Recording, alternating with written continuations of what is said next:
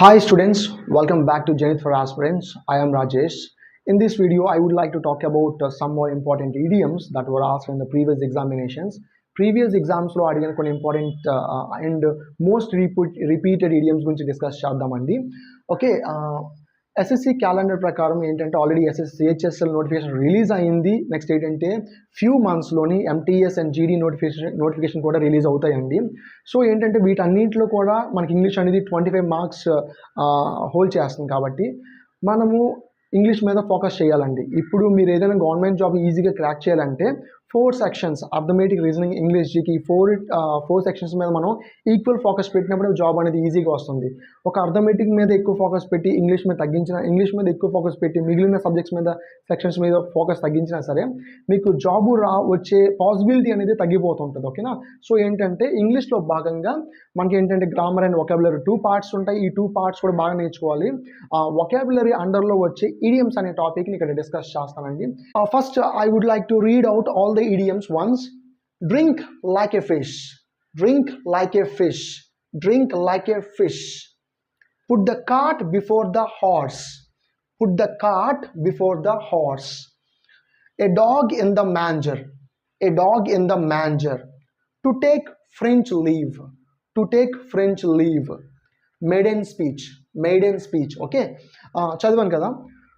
ఒక్కసారి నేను చెప్పిన ఈడియమ్స్ విన్న తర్వాత ఈ 15-20 మినిట్స్లో క్లాస్ విన్న తర్వాత మీకు లైఫ్ లాంగ్ ఈడియమ్స్ మీనింగ్స్ ఈజీగా గుర్తుండిపోతాయండి. మన బుక్లోని నేను ఏ విధంగా అయితే ఎక్స్ప్లెయిన్ చేస్తున్నానో ఆ విధంగా ఇవ్వడం జరిగింది. ఒక్కొక్కటి స్టార్ట్ చేద్దాం. లాస్ట్లో నేను బుక్ గురించి మాట్లాడతానండి. First, drink like a fish. Drink like a fish అంటే చేపలా తాగడం. చేపలా తాగడం అది లిటరల్ మీనింగ్. ఒరిజినల్ మీనింగ్ ఏంటంటే to drink alcohol excessively. To drink a lot of alcohol. To drink alcohol excessively అంటే విపరీతంగా ఆల్కహాల్ మద్యమును సేవించడాన్ని ఏమంటామంటే డ్రింక్ లైక్ ఏ ఫిష్ అని అంటారండి.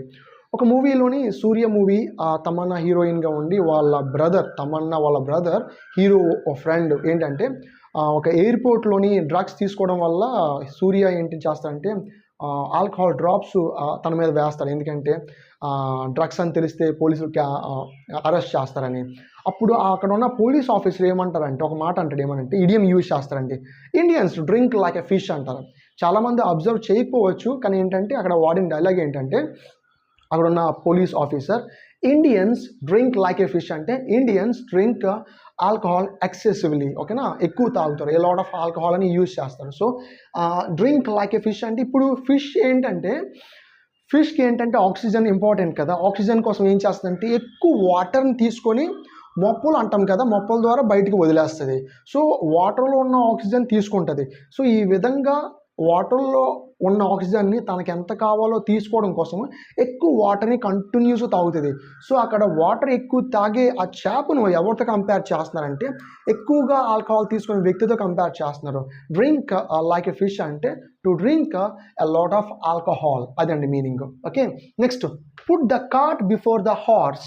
Put the cart before the horse అంటే దీని మీనింగ్ లిటరల్ మీనింగ్ తీసుకుంటే put the cart before the horse అంటే గుర్రం ముందు బండి, కార్ట్ పెట్టు అని మీనింగ్. ఓకేనా?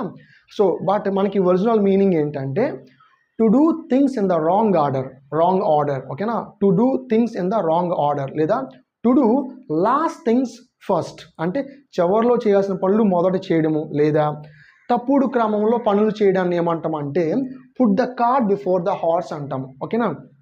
ఇప్పుడు బండి తీసుకుంటే బండిని హార్స్ క్యారీ చేస్తుంది. ఓకేనా? అంటే ముందుకు లాగుతుంది లేదా డ్రాగ్ చేస్తుంది. ఓకేనా? అక్కడ బండిని హార్స్ తీసుకువెళ్తుంది కాబట్టి బండి ముందు హార్స్ పెట్టాలి. బండి ముందు హార్స్ ఉంటుంది, కానీ ఇక్కడ ఏమన్నాడు హార్స్ ముందు బండి పెట్టడం అంటే రాంగ్ ఆర్డర్ కదా. సో ఆ విధంగా ఈ ఈడియం ఏంటంటే మనకి ఈ మీనింగ్ ఏ విధంగా కన్వే చేస్తుందంటే to do things in the wrong order లేదా to do last things first అని 2 మీనింగ్స్ మీకు చెప్పడం జరిగింది. ఇదండి put the cart before the horse అంటే to do things in the wrong order. Okay, next, a dog in the manger. Manger అంటే meaning ఏంటంటే ఎండు గడ్డితో నిండిన తొట్టె. ఓకేనా? ఎండు గడ్డితో నిండిన తొట్టె. A dog in the manger అంటే మీనింగ్ ముందు చెప్పేస్తాను, ఎక్స్ప్లెనేషన్ ఇచ్చి మళ్ళీ మీనింగ్ చెప్పినప్పుడు మీకు అర్థమవుతుందండి. A person who selfishly prevents other people using something that he or she cannot use or enjoy it. ఓకేనా, ఇది మీనింగ్ అండి. నేను ఎక్స్ప్లెనేషన్ ఇచ్చి మళ్ళీ మీనింగ్ చెప్తాను చూడండి. ఎవరైతే వాళ్ళు ఎంజాయ్ చేయలేరు, వాళ్ళు యూజ్ చేసుకోలేరు, అలా వాళ్ళు ఏం చేస్తారంటే ఇతరులను కూడా ఎంజాయ్ చేయనివ్వకుండా, ఆ బెనిఫిట్ని యూజ్ చేసుకోనివ్వకుండా ఎవరైతే ప్రివెంట్ చేస్తారో, అడ్డగిస్తారో వాళ్ళని ఏమంటామంటే a dog in the manger అంటాము. అంటే a person who selfishly prevents other people using something. Okay, దేన్నైనా యూజ్ చేయనివ్వకుండా వీళ్ళు యూజ్ చేసుకోలేరు, పక్కన వాళ్ళని కూడా యూజ్ చేసుకునేవారు, వీళ్ళు ఎంజాయ్ చేయలేరు, పక్కన వాళ్ళని కూడా ఎంజాయ్ చేయనివ్వకుండా ఆపే వాళ్ళని a dog in the manger అని యూజ్ చేస్తాం. ఏంటి, a person who selfishly prevents other people using something లేదా ఎంజాయింగ్ సంథింగ్, లేదా ఈ విధంగా వస్తుంది.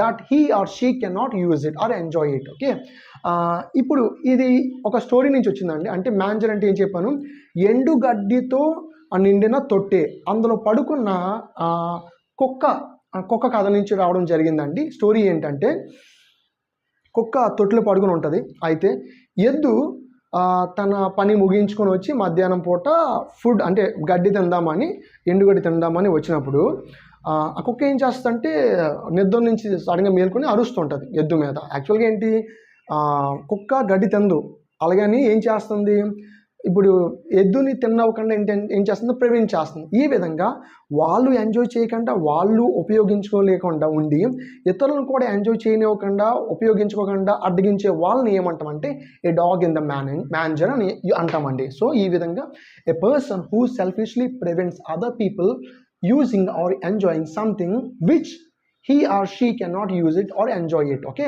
ఈ విధంగా అండి. టు టేక్ ఫ్రెంచ్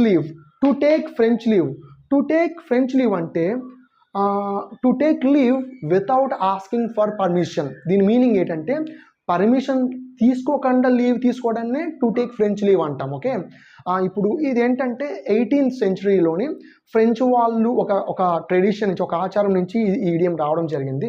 18వ శతాబ్దంలోని ఫ్రెంచ్ వాళ్ళు ఏం చేసేవాళ్ళంటే, వాళ్ళు ఎవరైనా గెస్ట్, హోస్ట్ లేదా హోస్టెస్ పార్టీకి ఇన్వైట్ చేసినప్పుడు వీళ్ళు వెళ్ళి పార్టీ అంటే వీళ్ళు వెళ్ళిపోదాం అనుకున్నప్పుడు వెళ్తున్నాము అని చెప్పకుండానే, అంటే వితౌట్ పర్మిషన్ వాళ్ళు ఆ పార్టీని వదిలిపెట్టి వెళ్ళిపోయేవాళ్ళు.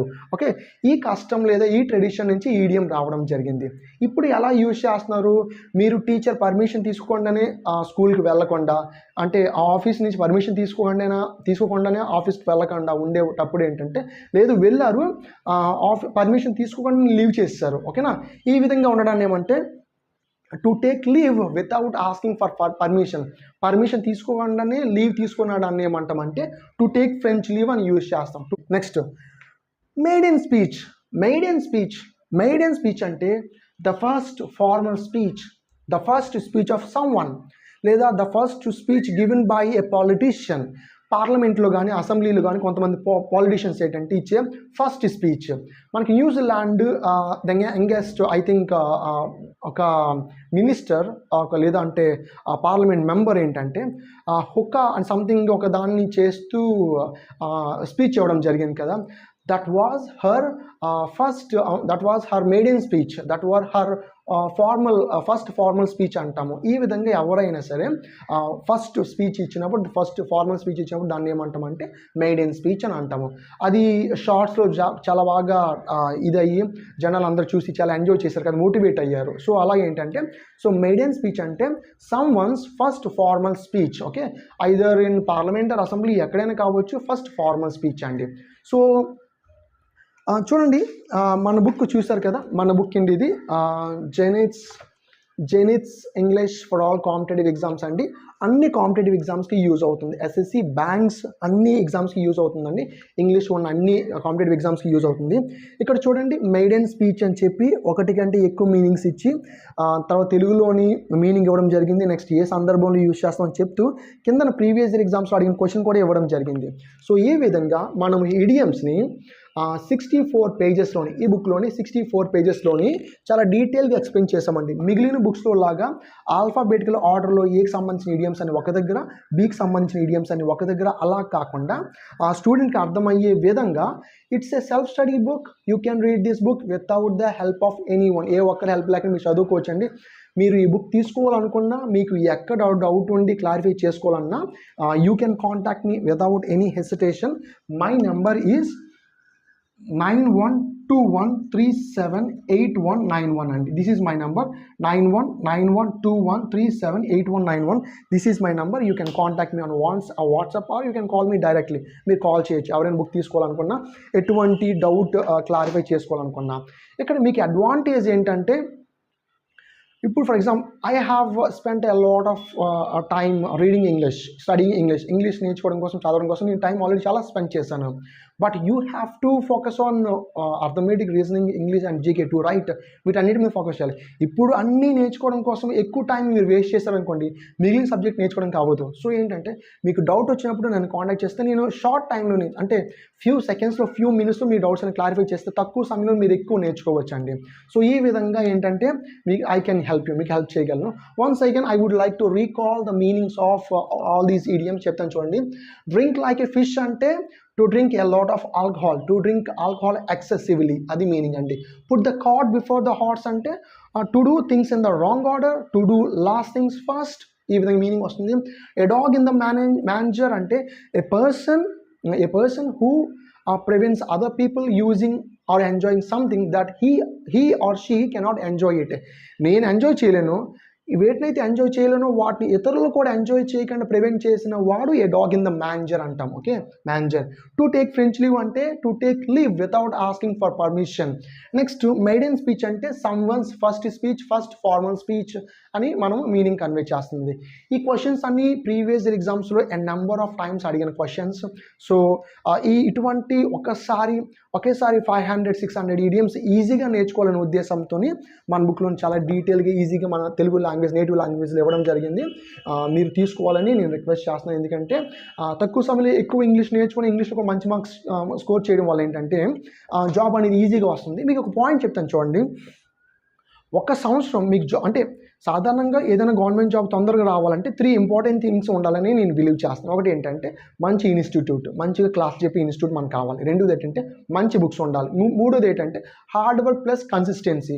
హార్డ్ వర్క్ చేయాలండి, జాబ్ వచ్చినంత వరకు ఆపకూడదు. అసలు జాబ్ వచ్చినంత వరకు ఆపకూడదు. మంచి ఇన్స్టిట్యూట్ చూస్ చేసుకున్నారా, ఒకటి. రెండోది ఏంటంటే మంచి బుక్స్ ఉండాలండి. మంచి బుక్స్ ఉండడం వల్ల ఎందుకంటే ఇన్స్టిట్యూట్ చెప్పడం వల్లే జాబులు వస్తున్నాయంటే ఇన్స్టిట్యూట్లో జాయిన్ అవ్వాలి, అందరికీ జాబులు వచ్చేయాలి, అందరికీ రావు, కొంతమందికి వస్తాయి. ఎందుకంటే ఎవరైతే హార్డ్ వర్క్ చేస్తారో వాళ్ళకే వస్తాయి. అయితే ఇప్పుడు మీ ఇండివిజువల్ ప్రిపరేషన్ హార్డ్ వర్క్ ఉండాలంటే మనకు మంచి బుక్ ఉండాలండి. ఇంగ్లీష్ విషయానికి వచ్చేసరికి అండి చెప్తున్నాను, the best book for any competitive exam for the students from Andhra and Telangana మన వాళ్ళ కోసం. ఎందుకంటే ఎక్స్ప్లెనేషన్ ఇంగ్లీష్ అండ్ బేసిక్ ఇంగ్లీష్లో ఇవ్వడం జరిగింది, సింపుల్ ఇంగ్లీష్ అండ్ తెలుగులో కూడా ఇవ్వడం జరిగింది. సో ఈ విధంగా యూజ్ అవుతుందండి.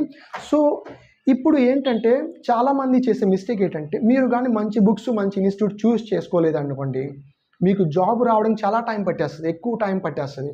ఒక సంవత్సరం కానీ మీకు జాబ్ రాలేదనుకోండి, ఫర్ ఎగ్జాంపుల్ ఒక మంత్ శాలరీ 40,000 అనుకుంటే సంవత్సరానికి 4,80,000 మీకు నష్టం అండి. 4,80,000.